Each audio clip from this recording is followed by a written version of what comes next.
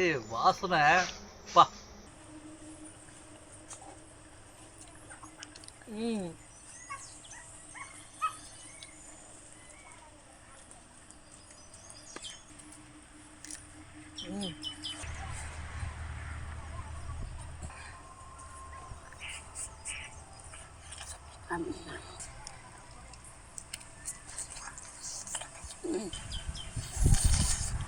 பூ போல போட்டுருக்க. செரிமான பானம். இதனாலதான் நம்ம எவ்வளவு உடம்பு சாப்பிட்டாலும் உடம்பு ஏறதே இல்லை. அதே மாதிரி தொப்பை சுத்தமா கிடையாது, உடம்பும் ஏறல, தொப்பையும் கிடையாது. அதுதான் இத உள்ள சீக்கிரட்டு.